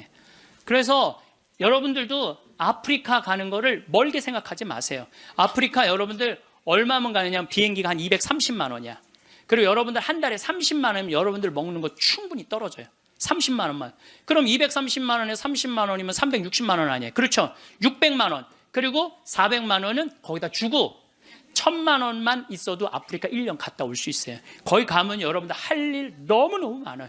지금 옥수수가 막 자란대. 풀도 뽑고 또 애들도 씻겨주고 병원 청소도 해주고, 또 내가 이제 이번 여름에 대학생 40명을 데리고 아프리카에 갈 거예요. 여러분들 자녀들 또 이 방송을 보는 분들 중에서 원한다면 아프리카 우리 생태마을로 자원해 주세요. 그리고 이번에는 가갖고 우리 문화교류도 할 거야. 또 안과 선생님 많이 필요해요. 안과 선생님들도 있으면 자원을 해주면은 여러분들 가갖고 1년 아프리카, 여러분들 생각 60살 되면요, 제가 얘기했잖아요. 이 0.7년 곱하면 6, 7이 42야. 42살이야.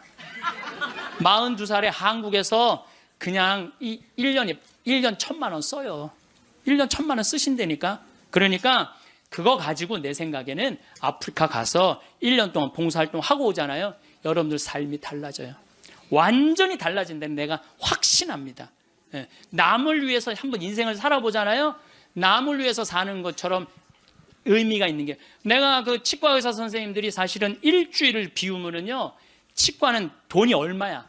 근데 첫 해는 2분을 데리고 갔는데 조금 좀 미안하더라고요. 근데 둘째 데리고 갔는데 자기네들이 너무 행복해하는 거야. 근데 지난 월요일 날 그 선생님들 모였는데 더 많이 끌어모아갖고 간다는 거예요. 막 가슴이 설렌다는 거예요.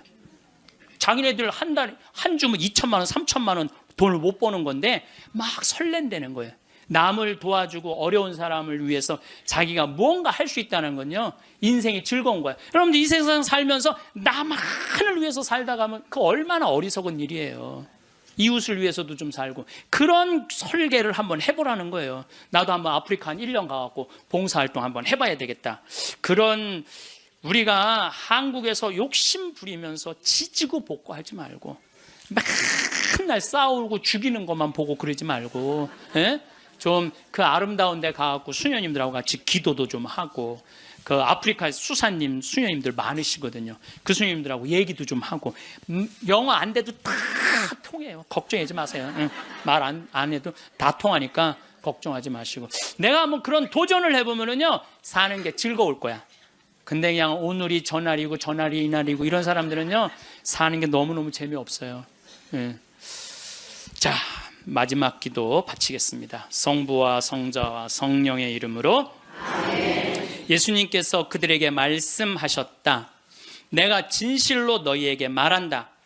누구든지 하느님의 나라 때문에 집이나 아내, 형제나 부모나 자녀를 버린 사람은 현세에서 여러 곱절로 대받을 것이고 내세에서는 영원한 생명을 받을 것이다.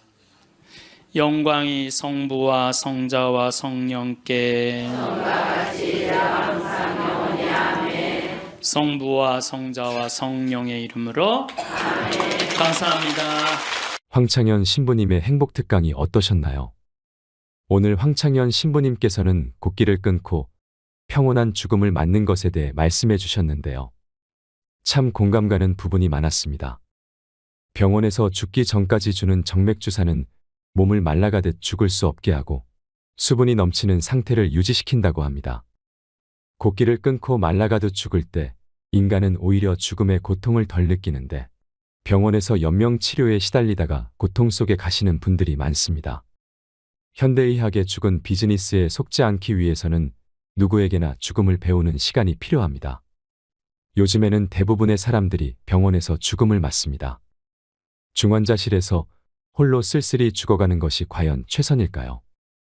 입으로 음식을 삼키지 못하면 콧줄로 영양을 밀어넣고 숨을 못 쉬면 억지로 산소를 공급하지요. 수십 개의 줄을 연결해 내일 죽을 사람을 본인 뜻과는 무관하게 몇 달이고 연명시키는 일도 벌어집니다. 요양병원과 요양원들도 하나의 사업이 되어버린 것이 현실입니다. 암 환자들조차도 막상 임종을 맞으면 영정사진을 못 구하는 일이 허다하다고 하지요. 가족들의 얼굴도 알아보지 못하고 몸에 수십 개의 관을 삽입한 채 24시간 울리는 기계음을 들으며 죽어가고 싶은 사람은 없을 것입니다. 그러나 죽음을 외면하면 이런 일은 언제라도 일어날 수 있습니다. 병원의 죽은 비즈니스에 속지 않고 원하는 방식으로 생을 마무리하려면 어떤 준비가 되어 있어야 할까요? 저는 좋은 의사란 최선을 다할 때와 이제 그만 놓아야 할 때를 분명히 할 줄 알고 가족을 설득할 수 있어야 한다고 믿습니다. 왜 의사들은 죽음 앞에서 거짓말을 할까요? 인공호흡기를 달면 그래도 당장은 좀 편해지실 거야 하는 말은 거짓말입니다. 인공호흡기를 단 상태에서는 자발 호흡을 어떤 형태로든 죽여놓지 않으면 제정신으로는 버티기가 힘들기 때문입니다.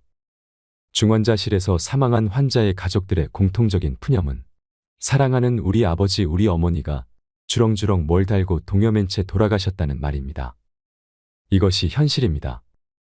인공호흡기를 단 환자의 60에서 80%가 선망을 경험하는데 쉽게 말해 정신줄을 놓는다고 이해하면 됩니다. 환자나 가족들에게 이것은 생지옥이나 마찬가지입니다. 좋은 죽음이란 무엇일까요? 죽음에 임박했을 때도 존엄성과 사생활을 보호받을 수 있어야 합니다. 그리고 죽을 장소를 내가 선택할 수 있어야 합니다. 마지막으로 임종시 함께 할 사람을 선택할 수 있어야 합니다. 저는 생명 유지 장치를 쓸 것인지 사전에 결정하고 그 결정을 존중받아야 하며 무의미한 생명 연장을 하지 않는 것이 좋은 죽음이라고 생각합니다. 늙으면 빨리 죽어야지. 나 좀 죽게 해줘. 이런 말은 빈말로라도 하지 않으셨으면 좋겠습니다. 세상에 남겨진 이들에게 고통이 될 수 있습니다. 내가 언제 죽을지 아무도 모르고 죽을 때 죽는 것입니다. 그러니 내가 힘들다는 이유로 입버릇처럼 그런 말은 하지 말아주세요. 데이비드 캐슬러의 인생 수업을 보면 이런 글귀가 있습니다. 삶의 마지막 순간에 사랑하는 사람들을 마지막으로 한 번만 더 볼 수 있게 해달라고 기도하지 말라. 지금 그들을 보러 가라. 우리에게 주어진 남은 생, 사랑하는 이들과 더없이 행복하고 소중한 시간을 보내셨으면 좋겠습니다. 지금부터 말씀드리는 내용은 꼭 기억해 두셨으면 합니다. 우리가 임종이 다가왔다는 것은 어떻게 알 수 있을까요? 임종 일주일 전에는 외부 자극에 대한 반응의 저하, 수축기 혈압 감소와 구강 건조 등의 증상을 보인다고 합니다.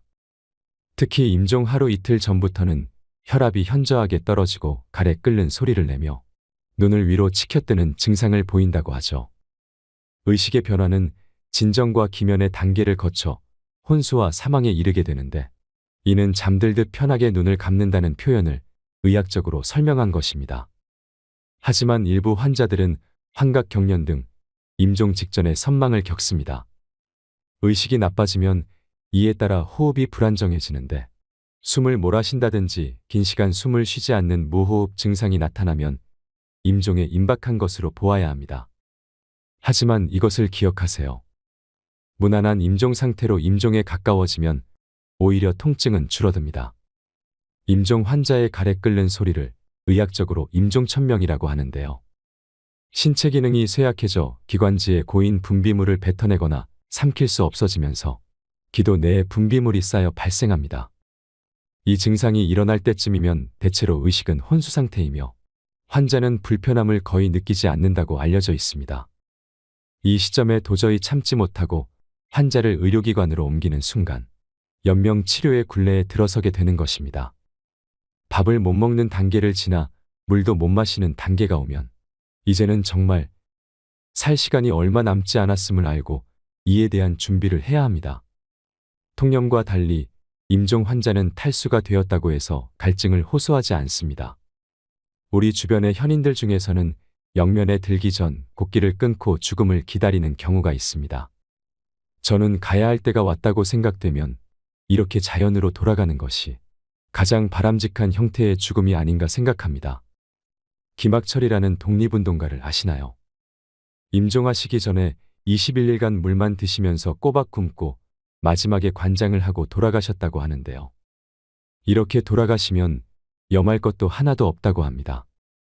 마지막으로 김학철 전집에 있는 이 글귀를 들으시면서 어떤 죽음이 좋은 죽음일지 한번 생각해 보시면 좋을 것 같습니다. 노혁명가의 죽음, 은빛 호각. 내 일생을 통해 가장 경계해온 것이 남에게 쓸데없이 폐를 끼치는 일이요. 다른 하나는 번거로움이니. 며느리 너는 나 죽은 날에도 울지 말고 그냥 학교에 가라. 가서 평상시처럼 아이들을 가르쳐라. 위험 있는 삶도 어렵지만 사람이 천명을 알고 자신의 죽음을 위험있게 맞기가 쉽지 않거늘. 그러나 선생은 그렇게 했다. 더는 목숨에 연연하지 않겠다며 일체의 병원 치료와 주사를 거부하고 꼬박 20하루를 굶은 뒤 소년처럼 머리는 면도로 깨끗이 밀고 간호사를 불러 관장하고 중산복으로 갈아입은 다음 남들이 다 잠자는 새벽 2시 반에 조용히 식구들을 깨워 병원으로 갔다.